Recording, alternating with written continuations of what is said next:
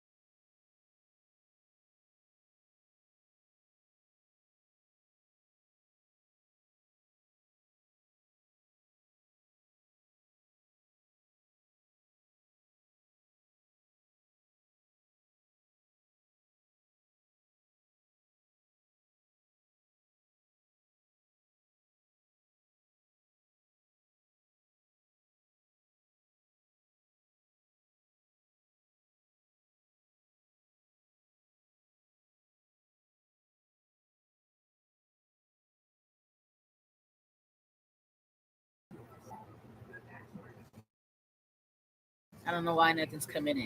Okay, there we go. How are y'all doing, y'all? I'm a little stuffed. I had some Chinese food. I don't know about y'all, but I love dollar scoops. I love dollar scoops. So affordable. Girl, I got a big platter of shrimp fried rice for $9.99. I am a bargaining budget girl. I love a good bargain budget. Budget bargain girl. Okay.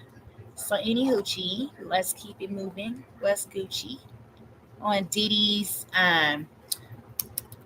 about done wrapping up his trial, girl.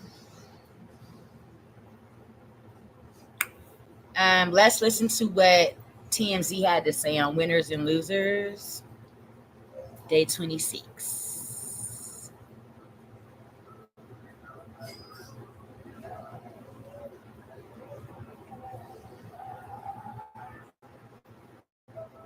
Sippers, remember when you come into the room to like and subscribe. And really, the only question is. He testified, I would set up hotel rooms for freak-offs. I would sometimes buy drugs for Diddy, do things like that. Okay, what does that have to do with racketeering? Today was a good day for the defense. I think the defense, in many ways, may have won today, and I think this is stunning. But we may get a verdict in the Diddy case next week. Next week. We thought that the defense was going to spend 2 weeks presenting a case. They are going to spend at most 2 days, maybe only 1 day. And that day is going to come early next week. The prosecution is expected to finish Monday. And that means on Tuesday, the defense has its day. Maybe goes into Wednesday, maybe not. And then they have closing arguments. They may have rebuttal, but I doubt it because the defense isn't going to put on that many witnesses. And so they do closing arguments. Diddy's defense said they got shit to do. Sippers, what about y'all? Why do y'all think they are rushing Diddy along down through here so quickly? That is pretty fast. For this type of level of trial, my Chinese spilled in my bag, y'all. Oh my God. Oh my God. Oh my God. That's quick. 2 months for the extensive, RICO that they try to put on Diddy. You know what I'm saying? Like that's pretty quickly that would happen like that in any RICO, in any like ex trafficking, drug trafficking, and everything else. Like all the testimony, all the people, you know what I'm saying, that were testifying. Or however have you. I heard there were like supposed to be 150 people testifying against Diddy. And you know what I'm saying? Only like 35 people did. So whatever, however. Okay. Let's continue to listen. Thank you for sipping tea with Nisha Talks Teas on this Friday. Let's sip some tea on Diddy wrapping it up, y'all. Wrapping up the trial. What say prosecutor? What say defense team? The judge gives instructions, and on Friday, I could see the jury deliberating. And what's interesting is we're now coming up on a holiday. We're coming up close to the 4th of July. And I can tell you, having covered scores and scores of trials, that one of the things that makes a jury decide on guilt or innocence is a holiday. That juries typically want to finish before any kind of an extended holiday. They also like to finish on Fridays so they don't have to spend the weekend worrying and coming back on Monday. So I'm not saying this is going to be a one-day verdict, but it could be. And I know that when juries think we have travel plans, we had plans over the weekend, it may not be right, but it is just human nature that they reach a verdict. Also, I want everybody, we have been at record-breaking heating temperatures, okay? Everybody, please stay cool, stay hydrated, stay in the shade as much as you can, okay? I'm pretty cool. I do have an air conditioner in my home. However, I'm running a swamp cooler and just pouring ice into it, keeping things kind of shady in my apartment is really keeping things on the cool side. Fans, please run fans at night in your windows if you can. Let that cool air blow in. It should cool your house down, your apartment down, whatever you have throughout the day. Okay, and keep it cool this summer. Please stay hydrated. Please stay hydrated. Stay cool. A consensus. Now, I don't know if that's going to happen, and honestly, my gut is that they're going to be split on racketeering. Although, again, I don't know, and after O.J. Simpson, I've stopped making predictions. But my guess is that racketeering is going to be a hard one. And I mean, today, Brendan Paul testifies. He is the, quote, drug, although he denies being that, that was arrested. He was arrested at the airport in Miami the day Diddy's houses were searched. And he testified, I would set up hotel rooms for freak-offs. I would sometimes buy drugs for Diddy, do things like that. Okay. What does that have to do with racketeering? I mean, it's legal to set up a hotel room, and it's illegal to buy drugs. But if buying drugs is racketeering, I live in Los Angeles, and I would say that there must be several 100,000 people who are going to be guilty of racketeering who have drug dealers. That is not racketeering. And, you know, we get back to this whole thing about racketeering, that it really is kind of organized crime, where you have a business which is a subterfuge for some illegal operation. Diddy is disorganized criminal. He's scattered all over the place. You know, get him, get her, do this, do that. He's a terrible boss, and he is a criminal for all of the things that have come out.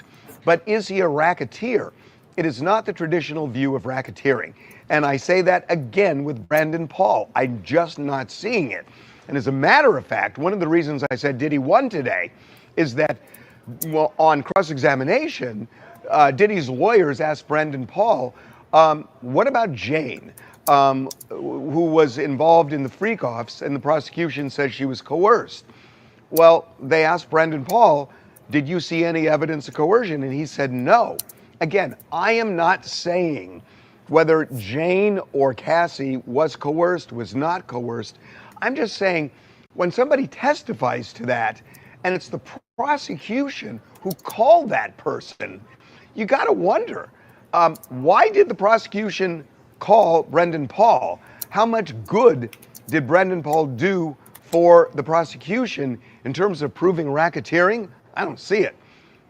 But in terms of talking about consent, since he saw Jane, that seems to help the defense. So I don't quite understand that game. So we are now coming upon what could be a very interesting jury deliberation. And there are three real elements here. One is racketeering, which I've talked about. My gut tells me there's going to be a split, at least initially, on racketeering.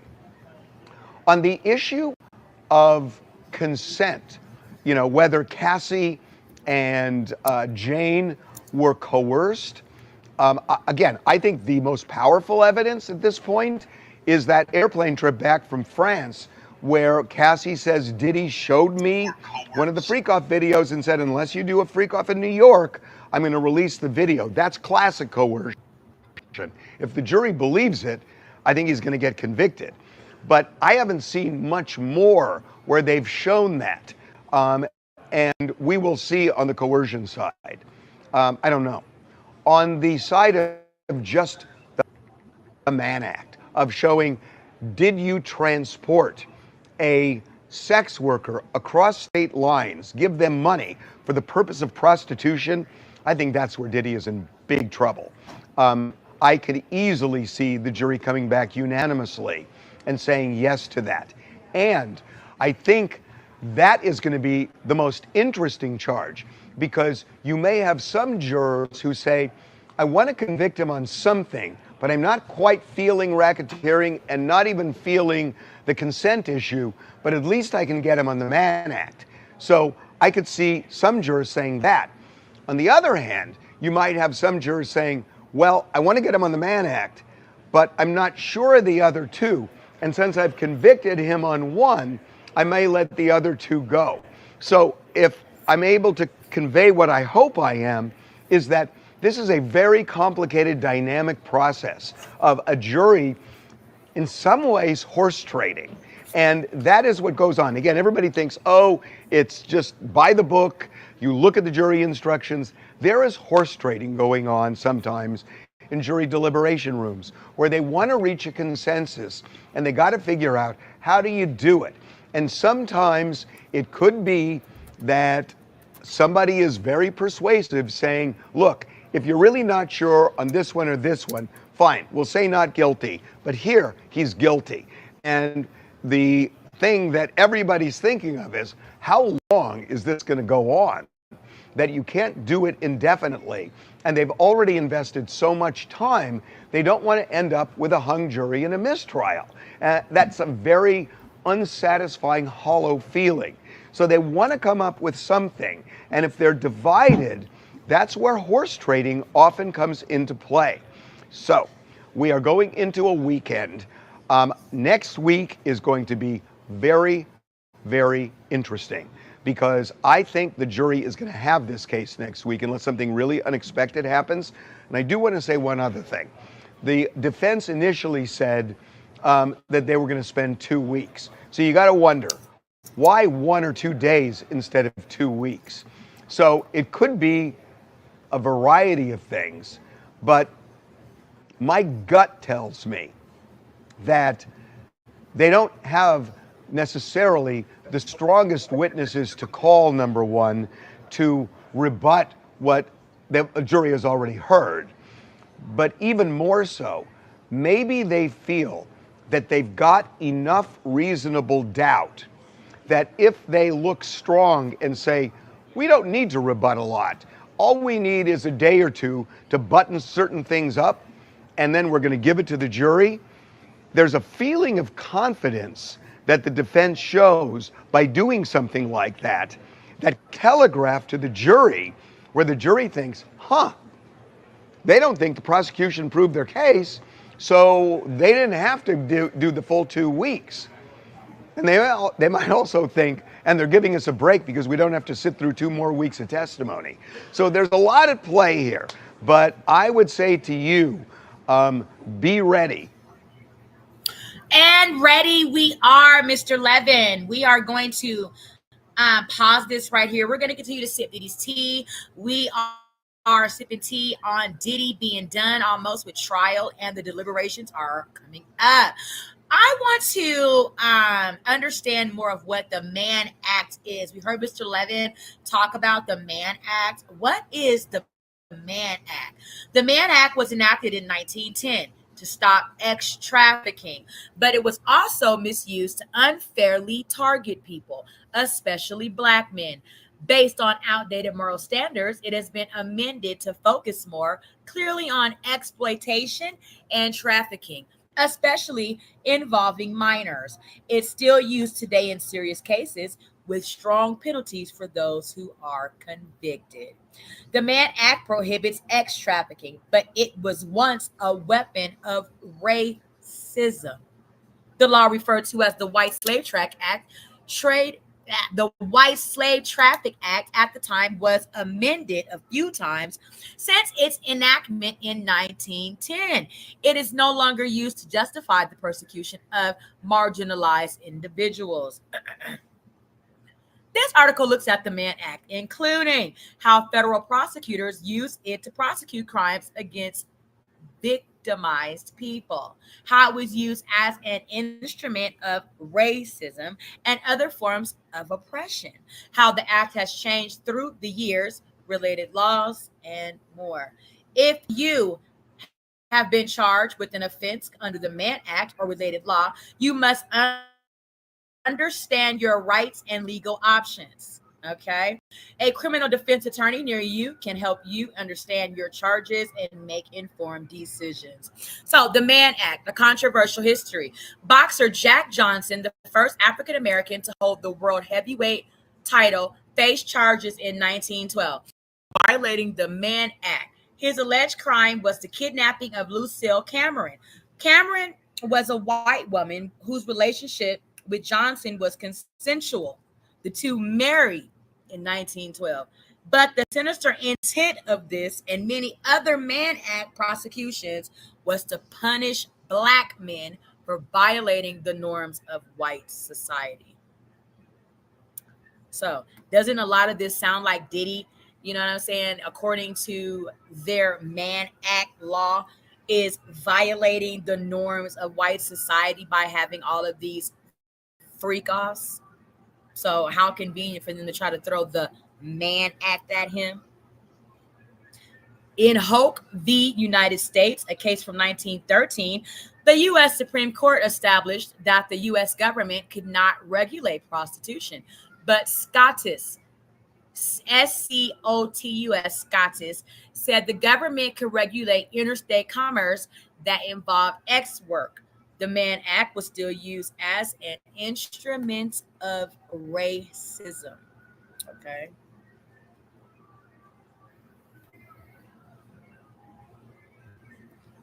So, okay. With Hoke, the Mann Act took on another quality. It criminalized prostitution by targeting instances where it occurred in a multi-jurisdictional way. Many celebrities, including Charlie Chaplin and Chuck Berry, have faced charges under this Mann Act. What are the key elements of the Mann Act? Since its inception in different ways, it has barred forms of human trafficking. It has specifically targeted those involved in prostitution. It is also placed bars on types of foreign commerce involving debauchery and other immoral purposes. Okay. What are some words that we've heard throughout this Diddy trial? Debauchery is one of them. Okay. Wasn't the Jane Doe saying the debauchery? Wasn't she calling like their freak off some type of debauched situation or whatever? It is one of the more difficult and dark criminal laws. You know, how they're trying to make it seem like, Diddy's freak offs were so dark and sinister, right? As it addresses such causes of human sex trafficking, human suffering. In circumstances where human trafficking is in question, the Federal Bureau of Investigation, FBI, likely will investigate any claim in any circumstance, okay? So the Mann Act is laid out under 18 USC 2421, prostitution, even when that crime involves an adult ex worker, is criminal in most jurisdictions. It's statutory 8, okay, which involves underage people, remains a crime everywhere.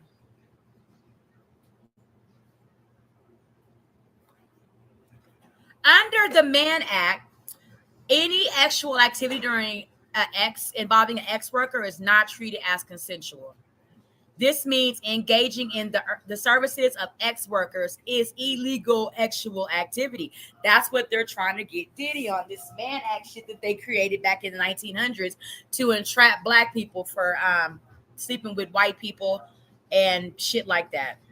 Okay.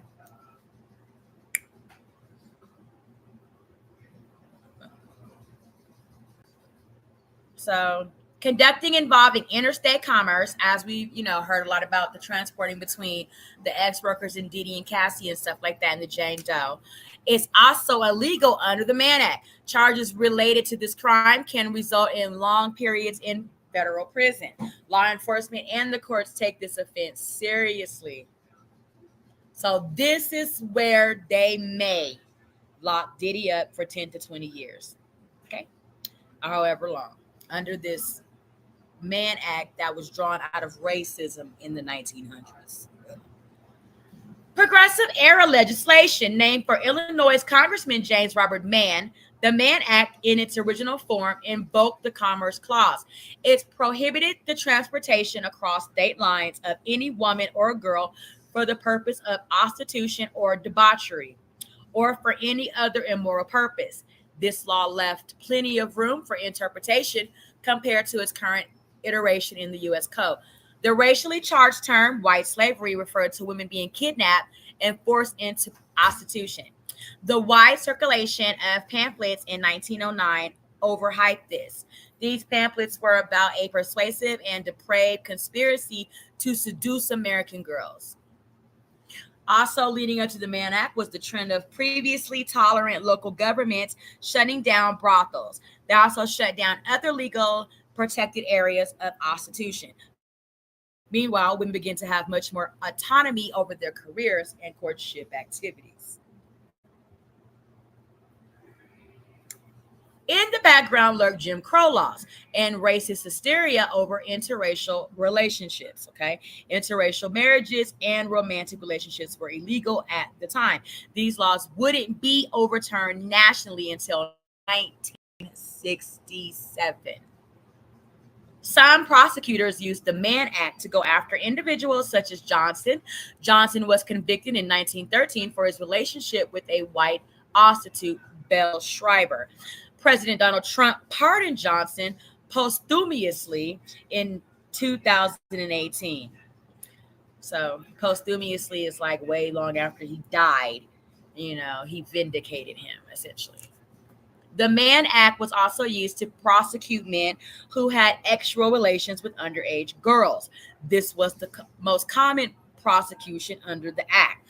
At the same time, it was used to prosecute those who had premarital sex, polygamists, adulterers, those engaging in homosexual acts, cases involving the abduction of women, its original stated intention.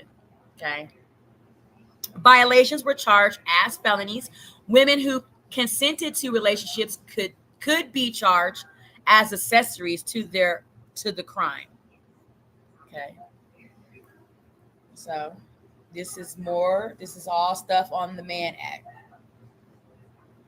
The U.S. Supreme Court initially affirmed the broad reading of the Mann Act's immoral purpose phrase, ruling in 1917, Caminetti versus United States, that illicit fornication constituted an immoral purpose. Specifically, the court affirmed that consensual extramarital acts is immoral acts and thus can be charged as a Mann Act violation. Other cases similarly upheld some of the law's broader provisions and definitions. Although the court decided in 1932 that a woman's consent isn't grounds for accessory charges. The first major legislative change came in 1978 when Congress updated the definition of transportation and added protections for exploited minors of any gender. It has also included provisions targeting child pornography. Another amendment was enacted in 1986, further strengthening protections for minors and replacing the vagueness of the original language, debauchery, any other immoral purpose, with any sexual activity for which any person can be charged with the criminal offense. The 1986 amendment essentially ended the Act's role in legislating morality. Additional charges were made during the Bill Clinton and George W. Bush administrations. Reading on. Charges and penalties today under the Mann Act. Okay, so this is important. This is what we want to know. This is what everybody keeps saying about Diddy. Okay, about Diddy. To be charged with the federal offense under the Mann Act, you must have been involved in the transportation of an individual for the purposes of prostitution or any sexual activity that may be charged as a crime. This would include kidnapping, okay, as they said he apparently or allegedly did to Capricorn Clark. Coercion, okay, as they say he did with lots of people. Child pornography, that has not been brought into the Diddy case. Child prostitution, not brought into the Diddy case. The transportation of a minor, not brought into the Diddy case. Now, the kidnapping and coercion are the only two that I see up here that today they could charge Diddy with some type of a Mann Act. Additionally, using mail, telephone, or electronic communications to facilitate such an act could be charged as a Mann Act violation. Enticement to engage in these acts as has always been a crime under the law. Enticement is the process of recruiting a person for prostitution. A violation of the Mann Act is a serious offense.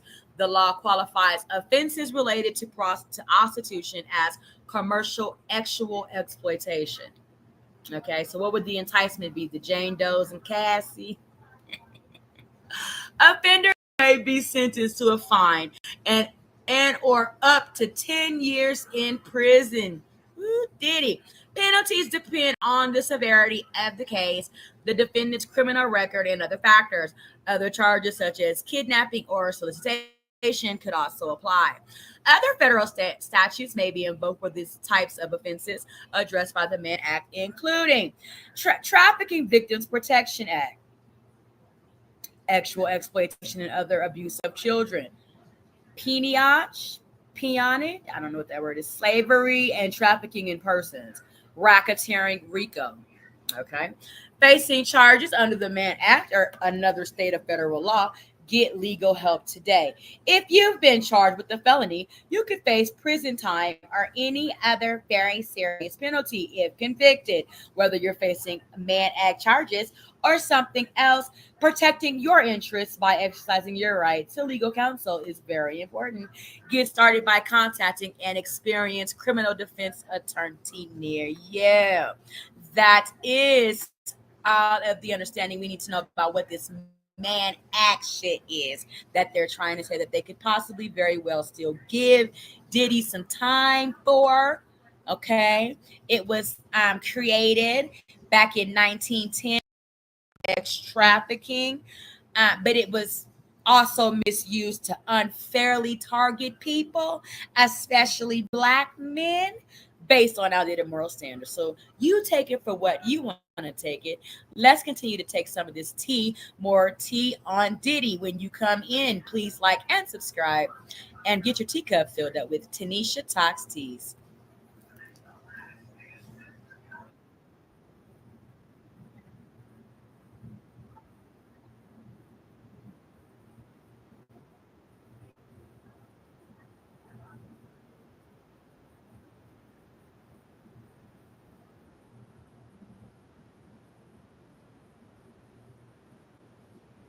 I don't know what this is, y'all.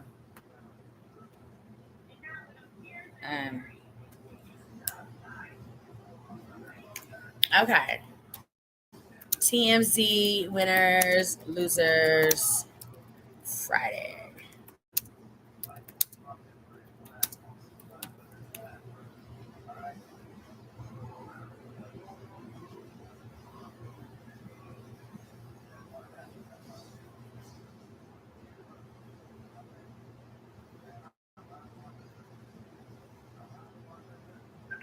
Carter loves Lulu.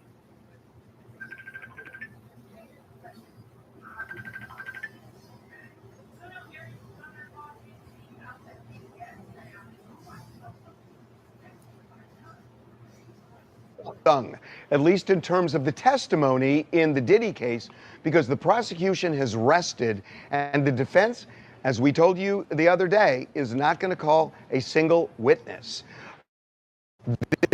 This case is going to be over as early as Friday. So closing arguments are now set for Thursday. Presumably, it will not take more than a day, and the jury could get this case on Friday. Now, I say as early as Friday, I don't think that's going to happen, because based on everything we have heard, this is a complicated case. And I just don't see the jury all agreeing on all counts at the beginning, or even a day or two in. It feels to me, and I may be wrong, but it feels to me like there's going to be a lot of discussion and arguing, because even if they agree on two of the counts, the remaining ones, they may disagree. on, and the judge is going to want some closure on everything to the extent they can do it, certainly before declaring a mistrial. So, look, I see this going into next week. The complicating factor is that next week is the 4th of July. 4th is on Friday. Now, on Thursday, court is closed, but the judge could make the jury continue to deliberate Thursday. And even though the court is closed, we could get a jury verdict on a court holiday. We don't know if that's going to happen. We don't know if the judge is going to actually do that, but we know that's an option left up to the judge. So we will see. I got to tell you something before we get into these comments, which are really interesting. The case right now is very scattered on the prosecution's part because that's the way these cases are. You have a bunch of different witnesses talking about different things. You know, which part is RICO, which part is consent, which part is the Mann Act. This is the key when both sides try to put the case together in closing arguments. I cannot stress to you how important closing arguments are. Thursday is make or break. This is where prosecutors have to paint a picture of Diddy as a racketeer, as someone who cajoles and forces people into these freak-offs, somebody who intentionally brings sex workers from one state to another, paying them money to engage in sexual acts. This is where they have to paint that picture and paint it beyond a reasonable doubt. Now, the prosecutor, Comey, is a master at this. She did an amazing job in the Maxwell case, and I would expect she's going to be as compelling as can be on Thursday. Now, the defense has a lot of firepower. I don't know if it's going to be Tenny Garagos or Mark Agnifilo or somebody else. My sense is it's going to be Tenny Garagos who is going to deliver the defense's closing. And we know what they're going to do is they're going to focus on reasonable doubt. They're going to say, we didn't call any witnesses because the prosecution never proved its case. And they will go through a litany of things and essentially end with arguing that the prosecution is engaging in bedroom police, that this is a prosecution of bedroom police against Sean Diddy Combs. That's what they are going to argue. Now, you may have heard that the defense asked today that all the charges be dismissed, that the judge should dismiss them because the prosecution didn't prove its case. There's a lot less here than meets the eye. This is not unusual. In fact, it's standard operating procedure that the defense does this, and they do it to preserve their right on appeal. The judge almost always denies that motion. It will be denied here. This case will go to the jury. Now, yesterday, I asked people to just chime in on winners and losers. That's what we're talking about here. So who is the winner and who is the loser at this point? And I invited people to comment. There's some real interesting comments here. So let's go through a couple of them. Okay. This is Miguel Hernandez. Diddy is a freak dude, no doubt about that. But the way all of this is coming out, piece by piece, story after story, it feels less like a search for justice and more like character assassination via legal means. Okay, the next one, Stacy. I don't think the prosecution team has proven its case totally. I think some arguments were put forward, interesting, to shame Diddy. That's kind of an interesting take. Okay, that's absolutely correct, that it's bedroom policing. It's not a RICO case, it's a FRICO case. Next one. I would say the guy isn't guilty of RICO, nor the 2 counts of sex trafficking of Cassie and Jane. They took individual bad acts from relationships, put them together, and claimed RICO. No criminal enterprise. The next one. I mean, this is interesting. So far, 4 people are saying not guilty. What's coming out about Diddy lately is seriously disturbing. The way he manipulates people and controls the narrative while maintaining a polished public image reminds me of a book I read called Exquisite Psychopath by Johann Brones. It's not about celebrities, but it perfectly explains how some people hide calculated, harmful behavior behind charm and status. After reading it, you start seeing situations like this in a whole new light.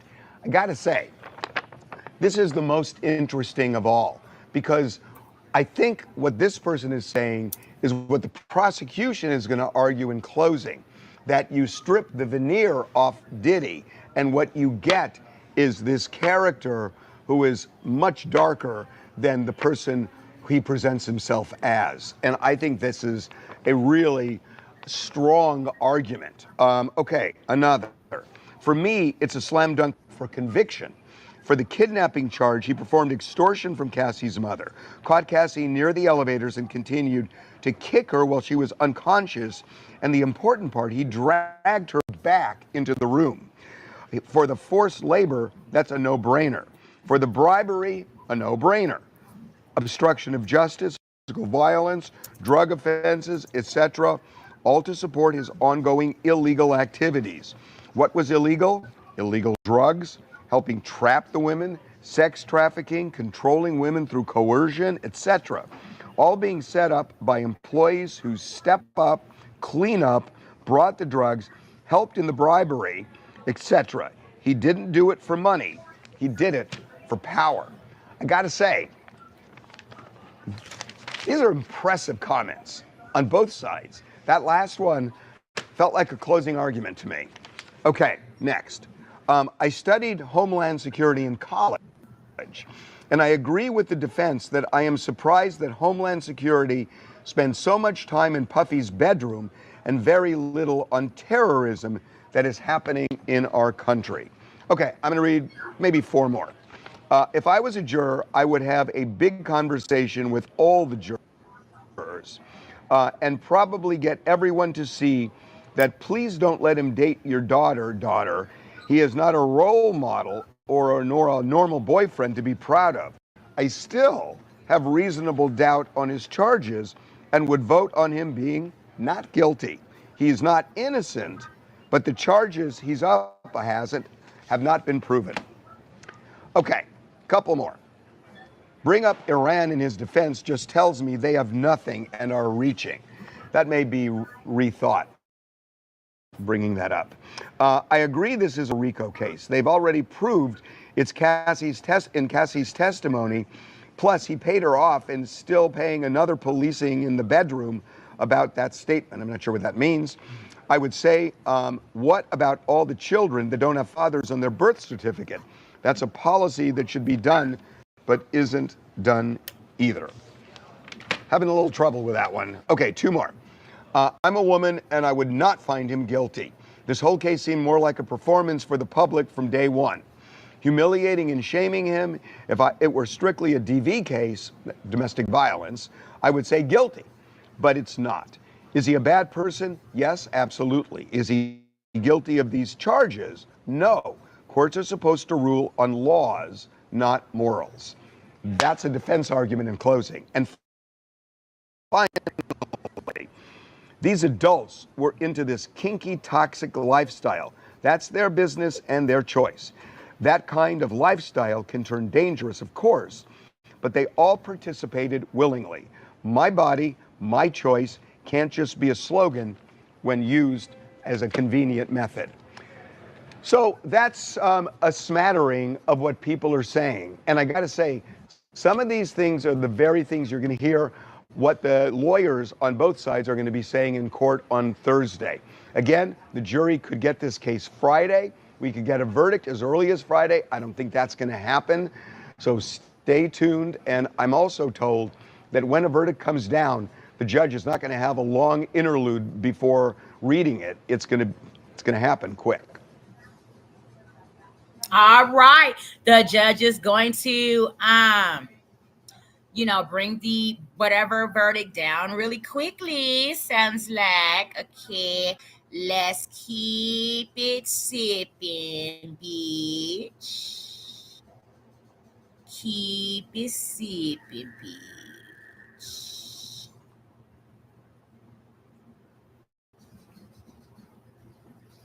It comes in so many different. Thank you guys so much for sipping tea with Tanisha Talks Teas. We are live on this Friday afternoon. We are explaining all of the final arguments of the Diddy trial. We are closing in on the deliberation date of the jury. Ladies and gentlemen.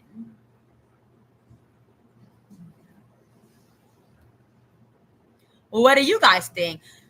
Do you think Diddy will get off? Will he get acquitted, or will he get some time for this Mann Act? I dropped the link to the explanation of the Mann Act so that you can also click on it and read it for yourself as well to furthermore understand it better. Okay. Recharge them. That's double jeopardy, and that will be that. Visa Legos.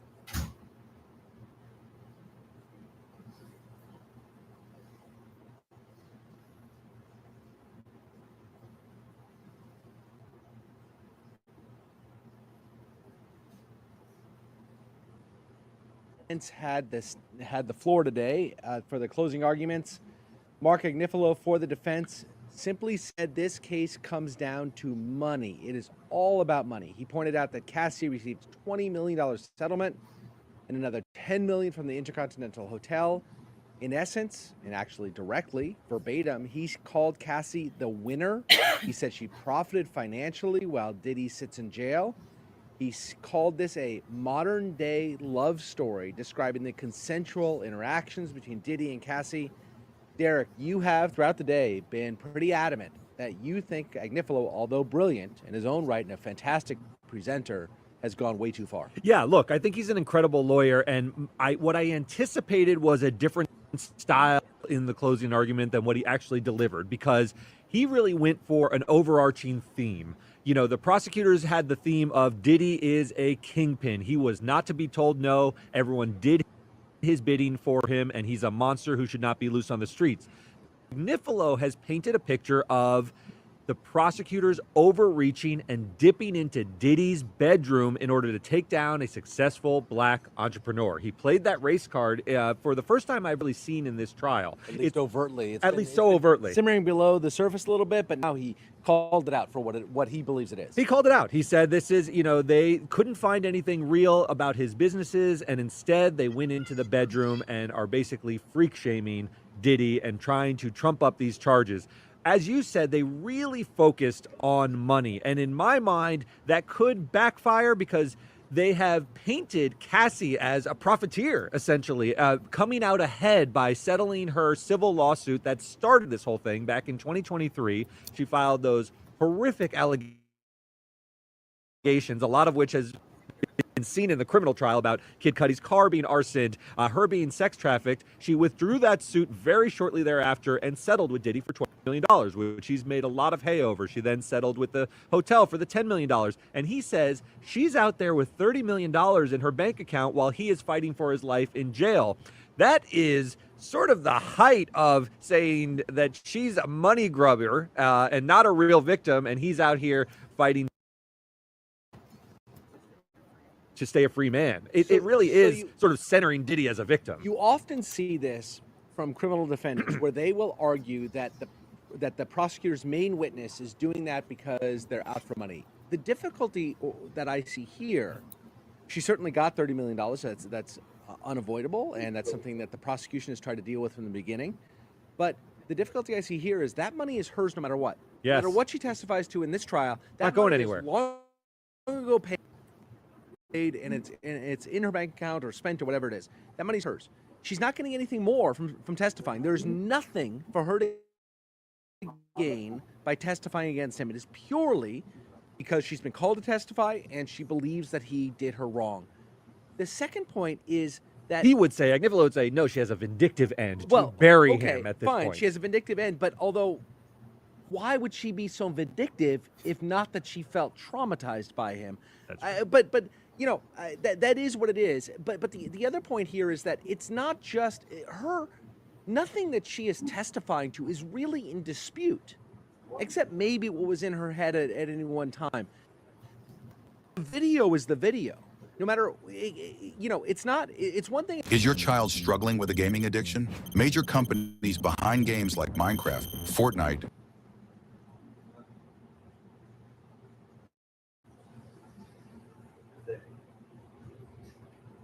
Engaged in the freak offs. She doesn't deny that she engaged, nor does the prosecution deny that at some points she expressed consent. But it is also unimpeachably true that at some points she expressed reservations about it. That's right. And Agnifalo's not running away from the hotel video. He says it's a horrific instance of domestic violence that my client is not on trial for. He says that would be a state crime. It is not what this trial is about. This is about sex trafficking, and Cassie was never sex trafficked because you saw how enthusiastic she was about freak-offs. He even said during his closing arguments that the infamous incident involving urination, he said Cassie wanted to be urinated on. Now, on rebuttal, as we're talking about this, the prosecution has stood up again and said, basically, how dare you?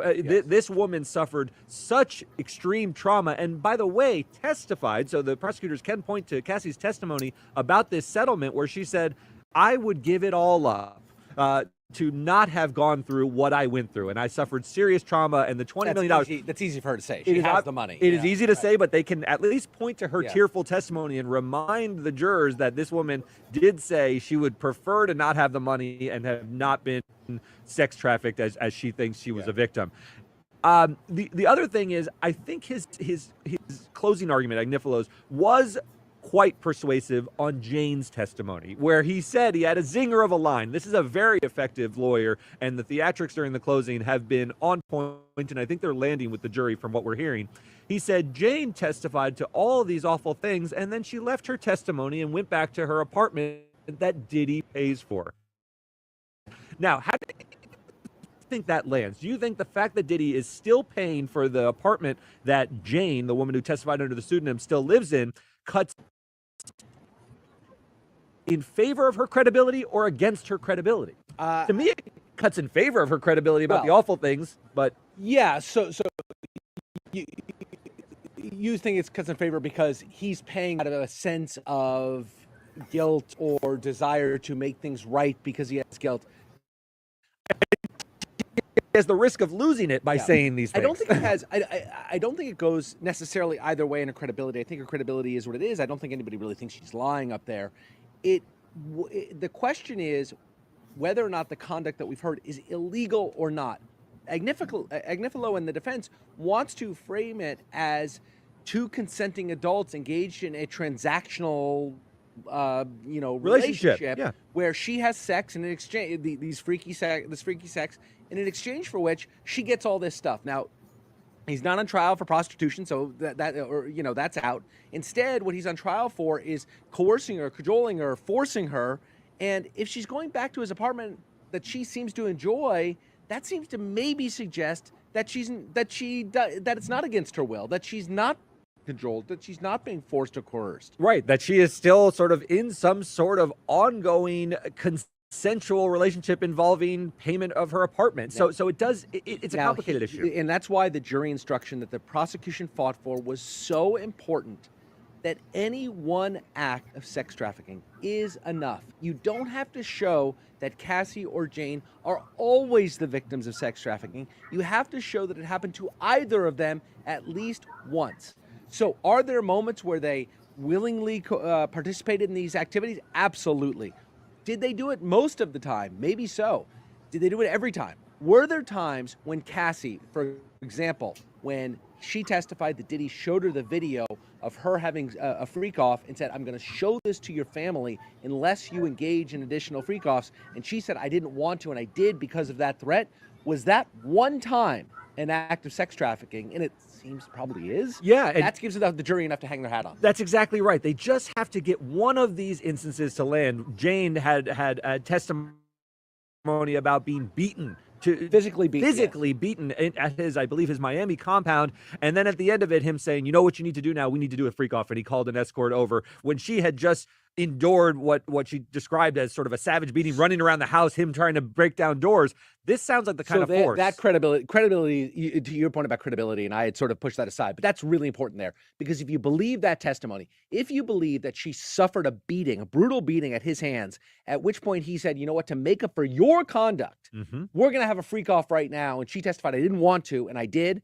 If you believe that, you can't acquit. You really can't. Yeah. You're going to follow the law. Yeah, and look, I think Agnifilo is playing the hand that was dealt to him. He is taking the appropriate shots. I think he went a little too far with Cassie, but he's also pointing to those raids where he says, all you guys heard about was how much baby oil and Astroglide they found, and he's sort of clowning it as, good thing we got those off the street, and the 5 Valium pills that they found because this guy had a drug habit. He's sort of painting this as overreach and saying, this is a guy who had an active sexual life. He's a hugely successful guy, and all you hear about is how much baby oil he had. I thought that's fairly effective, although that's not the prosecution's case. Yeah. The case is not really about baby oil. That is just a piece of color commentary that has been in the media. But what do you think about this general idea, right? We've talked a lot about atmospherics, about how the general feeling of the jury is the prosecution did an effective job in their case of painting him as a monster. Have they done an effective job in their defense? Has the defense done an effective job of saying, well, let's back off of that a little bit and look at it with a little sort of more jaundiced eye at the prosecution's case? Was he really a monster, or was he just a freak? And they were willing participants in these weird sexual escapades. And, forget about. Thanks to Restore, Primetime is back. This is my time. I didn't want to be bold any longer. If you're daydreaming about having. Do you see a group of people who just really enjoyed a different deviant kind of sex? Yeah, without it being televised, and even when it's televised, you don't see how these things land with the jury. Yeah. But my impression has been they have painted effectively, the prosecutors have painted him effectively as a dangerous person. And it's not so much about Cassie and Jane for me. What it is more the assistants who testify, Christina Coram, who testified about being taken and whisked away to an abandoned warehouse, tied up to a lie detector because she was accused of stealing some jewelry for 5 days, and was sort of taken back and forth for 5 days and subjected to this sort of torment. That really lands with me, that this is a man who's incorrigible when he has money and power to throw around. He abuses it. Yes. That has landed with me. A lot of people in this office and outside have framed the RICO charges as the weakest. They've said, this is not a criminal enterprise. It's a head of bad boy records who like to do some freaky stuff on the side. I actually find the RICO stuff quite compelling. I find he's not just a jealous ex-boyfriend. He's a guy who can order people to firebomb cars, and that scares me. So he does seem to be the type of guy who could do more harm in the world if he's freed by the jury. How does that land with you? Yeah, I tend to agree with you. It's not just the firebombing cars. I mean, that's the biggest one because we all know Kid Cudi and we all heard that story. We reported on that story years ago. You have the firebombing of cars. You have the bringing the weapons to a confrontation with Suge Knight. You have the arranging for drugs, whether the Valium or Vicodin, but we also heard about cocaine and other drugs being brought to the freak-offs, being disseminated, distributed to people. You also have the extortion attempts at Cassie to get her engaged in the freak-off. If you put all of these things together, this is really a classic case of a RICO case. You have certainly multiple people involved in the conspiracy. You have him as a kingpin. I know I keep going back. I said it over and over again to the Tony Soprano being in the archetype of what we consider a RICO perpetrator of RICO. Other than the fact that one was an Italian mafioso style, and this is sort of like a music mogul with women. It's hard to find the daylight between those two types of conduct. And therefore, I fall on the side that you do of Diddy was a racketeer. He was the head of a criminal enterprise. He was the head of an enterprise that engaged in all kinds of crimes. The other thing I want to say is Agnifilo's done a good job of waving his hand at these incidents and saying that's not really his style. He would have confronted Kid Cudi. He's not a guy who firebombs cars. I don't really buy that for a second, and I'm not sure a jury will buy that. The other thing I want to say is racketeering. I think they've laid the predicate that some of these criminal things happen, the extortionate attempts, the kidnapping, the arson. It doesn't mean that Diddy was always monstrous. Just as Tony Soprano had a capacity for charm, these guys have capacity to be incredibly generous at times. I'm sure Diddy has done wonderful things. I'm sure he's donated to charities that I care deeply about. He's been in plays. He probably loved Cassie at a certain level. I think he did love her. I think he absolutely loved her. And I think he was also monstrous towards her. And what he's on trial for are the monstrous activities. It doesn't negate the fact that as a fully formed human, he did a lot of great in this world, made a lot of good music. he's still a monster in my mind. Maybe trials are necessarily reductive, but to have to even say the words just because he was nice to her sometimes doesn't mean he didn't commit crimes. I mean, we are all aware, either firsthand or secondhand, of abusive husband-wife relationships where he loves her and adores her, and she loves and adores him, and most of the time they're fine, but sometimes he drinks too much and beats the shit out of her. Right. Do we ever say, well, let's not convict him because most of the time he's nice to her? Yeah. And that's sort of like, I mean, just to, again, reduce it down to its sort of most base level, that's kind of what we're talking about here. We're talking about a guy that most of the time was quite kind. Most of the time was very charitable. Most of the time was great to his employees. Lots of people say wonderful things about him. And certainly all the time he was quite charming. But sometimes he would monstrous. beat the shit out of people. Sometimes he would bring in escorts and force women to have sex. Not force them at gunpoint, but force them through threats to their career, threats of exploiting them, or showing their worst moments to their friends and family. Those are crimes. Yes, and created a cumulative sense that they were scared. They're scared that and felt trapped, that they couldn't leave his clutches in some way. And I think the prosecution has made an effective case of that. Agnifilo called this a modern-day love story with Cassie. I think that kind of rhetoric overreaches. And so that's how it landed with me. We will see. Now, the rebuttal will be done. The jury is going to be charged on Monday. Yeah, talk through the time. We're going to go to comments in just a second, Tony, if we can get those up pretty soon. But I think talk us through the timeline. What do you expect to happen over the next few days? It's Friday afternoon as we're recording. That's right. It's Friday. It is late on the East Coast. They're finishing up the rebuttal, and that will be it. But there's not going to be enough time, apparently, to charge the jury. So the instructions have been set, but Judge Subramanian said he's going to bring in the jury on Monday. He's going to instruct them. That will probably take an hour, maybe 2 hours at the outset. Then he's going to send them off to deliberate. And deliberations will begin on Monday. That jury will be locked in a room. They will take straw polls. They will discuss the evidence. They will sort of see where they are and try to come to a verdict as quickly as possible. We've discussed how the 4th of July holiday is going to impact the 3rd of July is actually a federal holiday. That's right. It's closed. So that's Thursday. And the judge has suggested, as is his right, that he might hold court open on Thursday for continued deliberations. I don't really feel that that's a true threat. I think he's saying that in order to get the jury to really lock in and try to resolve it by Wednesday. If I can see if they come back and there's conversations in the judge and the jury, they will come out and ask questions and want to hear additional testimony.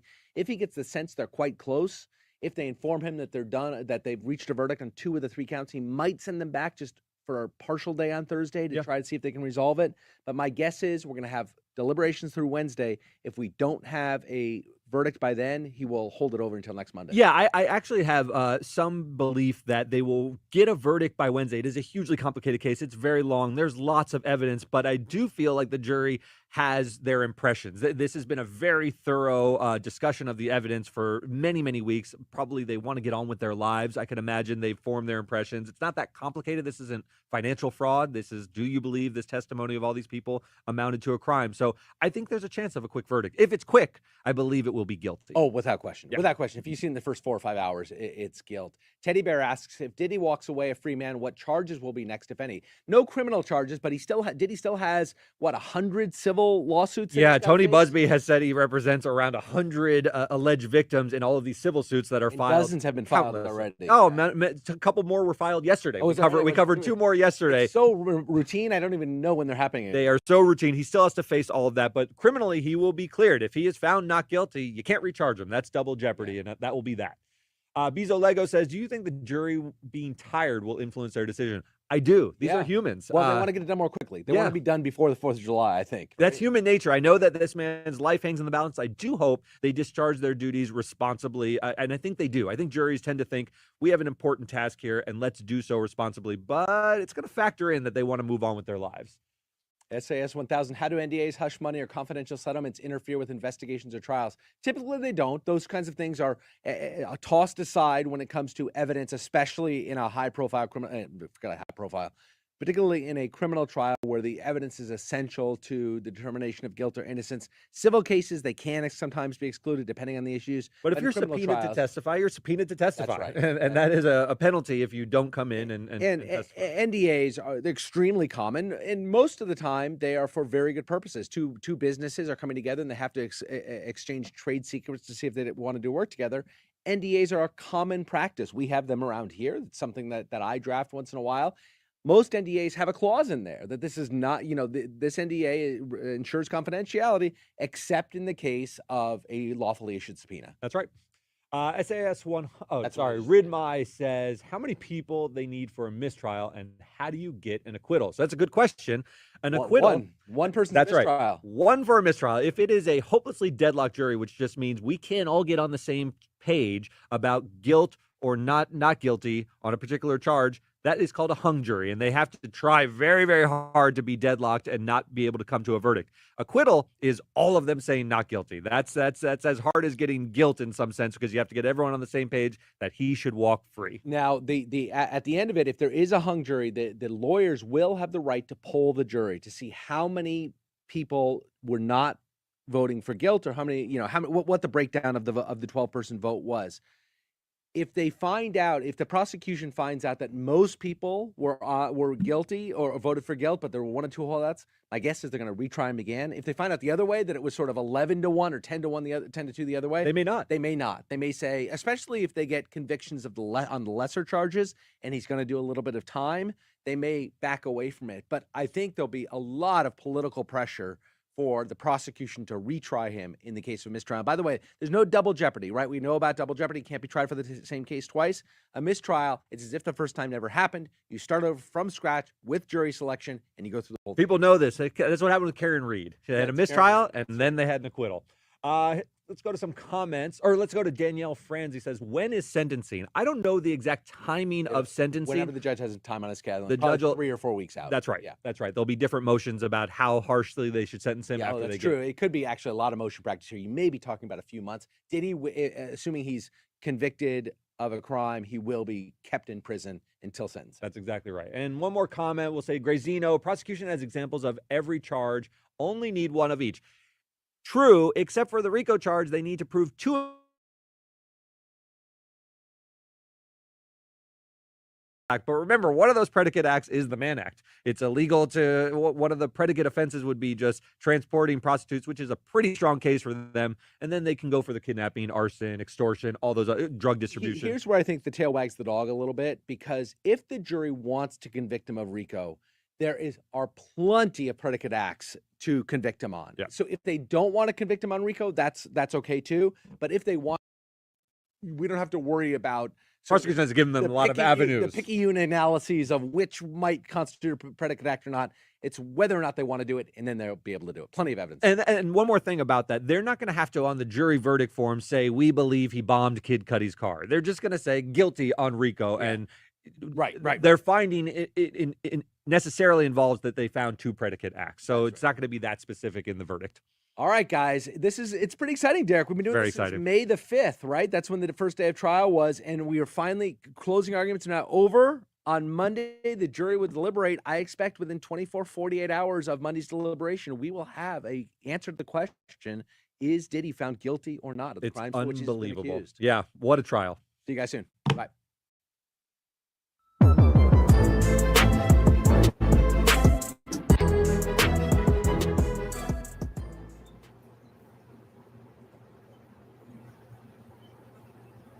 All right, we got to sip some tea from that. So, I mean, a lot of stuff that they're saying, I guess they're trying to implode all of that and like put all of that into this Mann Act, right? Of, the trafficking, the being with the women, the coercion of the women, you know what I'm saying? The forcefulness of it, the allure of it all. Girl, they got all of that craziness in the Mann Act and more that they created back in 1910 sometime to convict and persecute Black men for dating white women. Okay? So.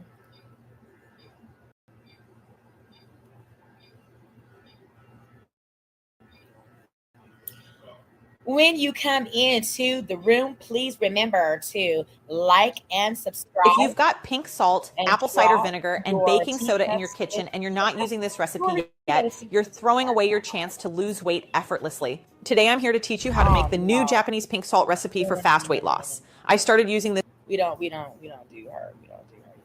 Just don't do her. Let's go over to law and crime. let's stick with what we know and who we love. So Law and Crime.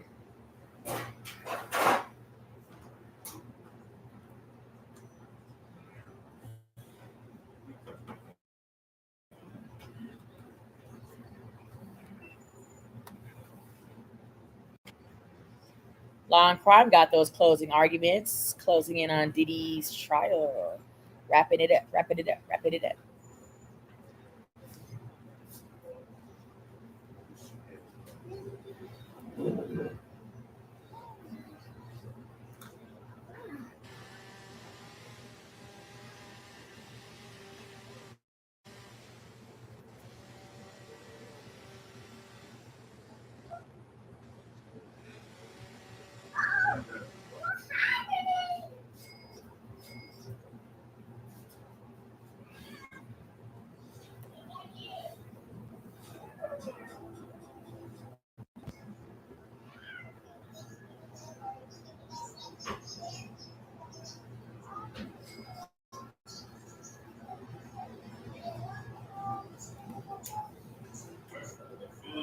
While my computer's catching up, what do you guys think about this Mann Act? Drop it down in the comments for more tea sipping on it. Let us sip what you are sipping over there. What's tea on your thoughts about this Mann Act? There's a link in the chat. You can click on and learn more about it, how it came about, when it came about, and what it's been used to do and what it's intended to do. I don't know. My computer needs to catch up, y'all. I might need to update it or something, but I'll have to do it before my next live.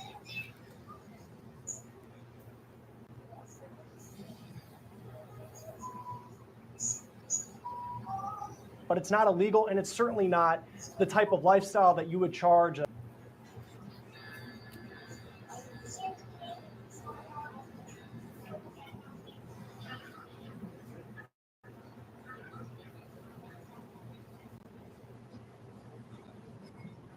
gang leader or a mob leader with.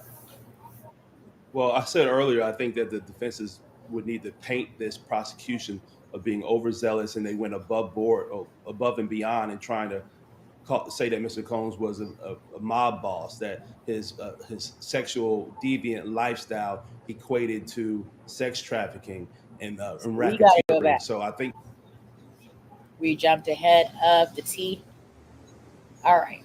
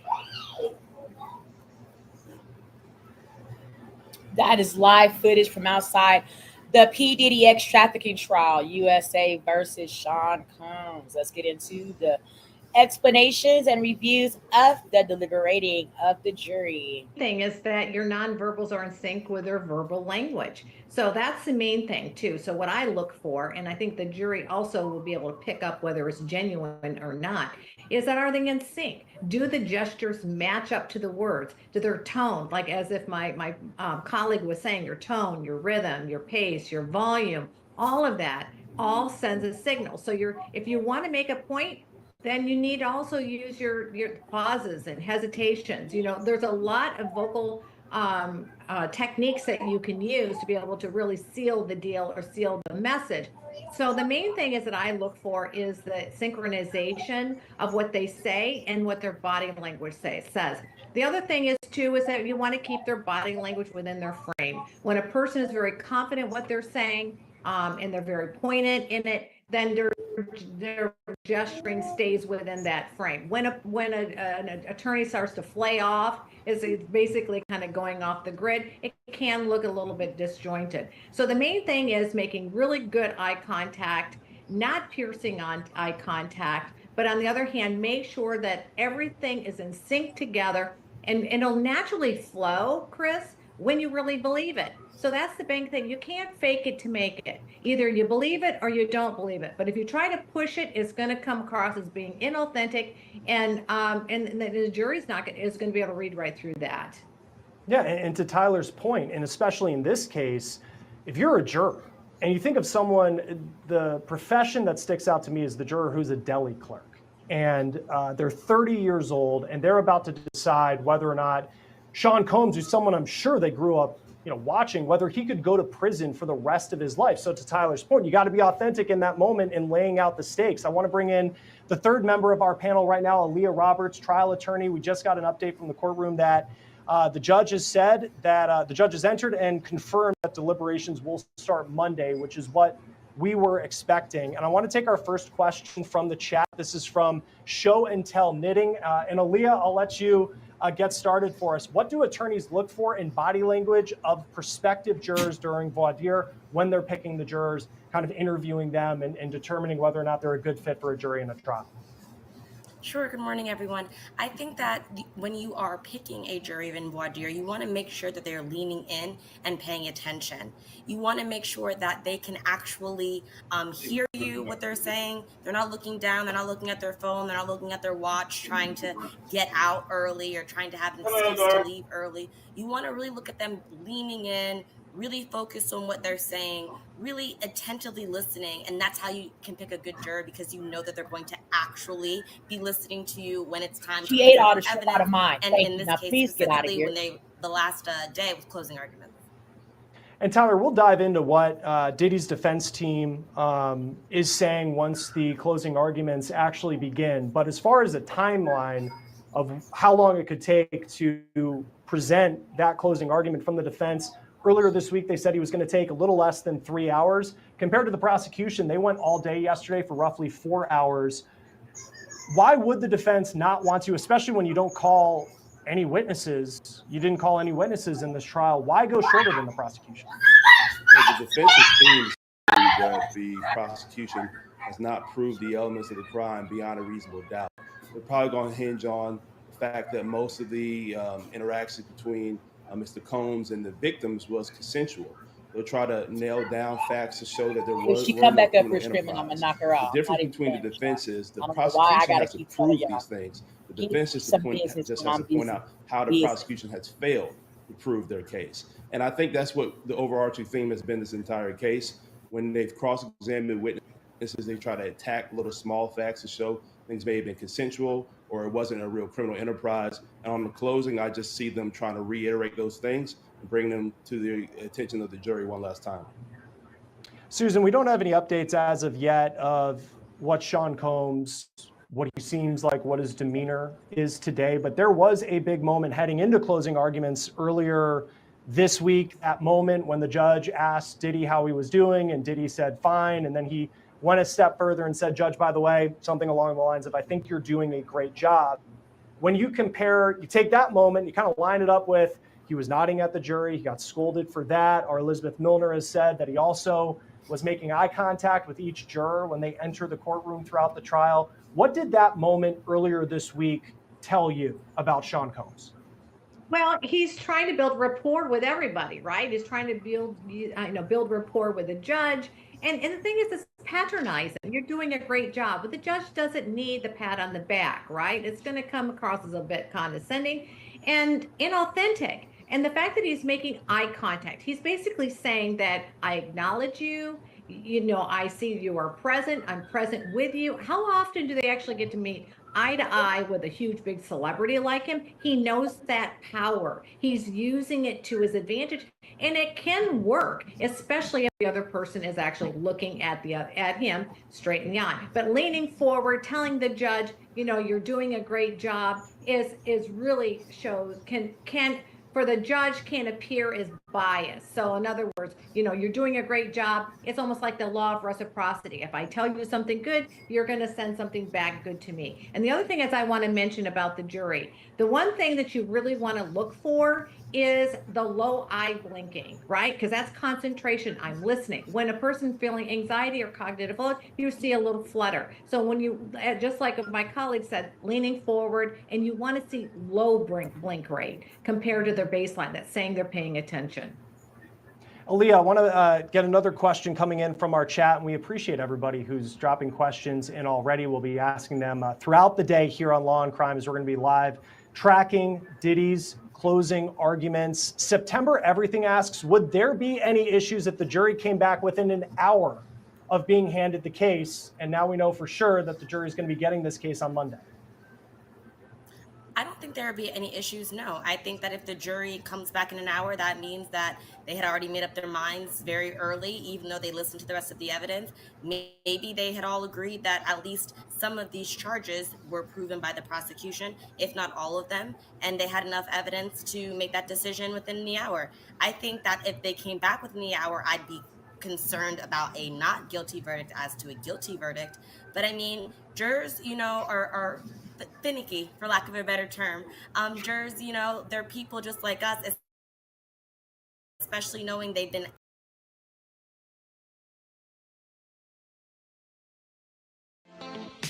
Thanks for watching. Remember to show your support by liking, subscribing, and sharing.